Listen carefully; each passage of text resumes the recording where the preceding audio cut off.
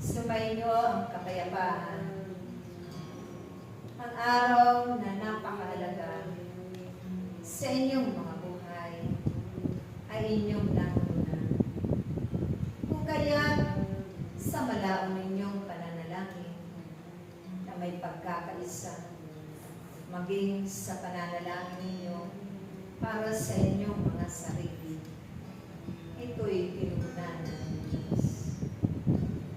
Sa pamamagitan ng pagtanggap ninyo sa kanyang bugtong na anak ng mga panahong iyon.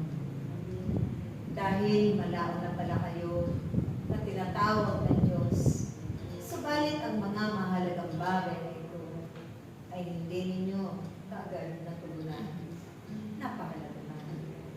Kaya kung tinanggap ninyo ako sa inyong mga buhay, doon nagsimula na unti-unti tinuksan ng Diyos ang inyong mga puso na looban upang ako ang manahan dyan magpakailanman. Hindi ang mga masasamang bagay na ikakapahamak ninyo, kundi ang mabubuting bagay at ganun din ang aking kapangyan.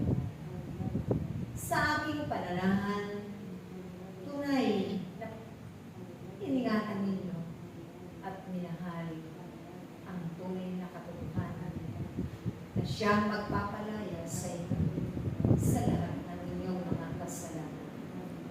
Kaya ang mga kagalakan ninyo at pag-ibig ay inyong natanggap ito na aking pinakamahalagang mga bunga upang ito man ang inyong bibig-bigay at ibabahagi sa inyong mga kapwa-tao at ganoon din sa sanlibutan. Kaya't aking mga anak, ipagpatuloy niyo naman na kayo'y magkaisa sa bawat pagtitipon na lagi kayong naroon. Dahil dito kayo pupuri ng Diyos ng maraming mabuting bagay. Dito kayo sasanayin niya gumawa ng mabuti, magbahagi at magpalaganap ito sa sanlibutan. Dito kayo mapapanuto sa inyong mga buhay at tunay na kakampi ninyo ang mga kapangyarihan upang gamitin ninyo sa inyong panghahalan. At hindi ko panghihinawaan ninuman na nasa piling na ng Diyos.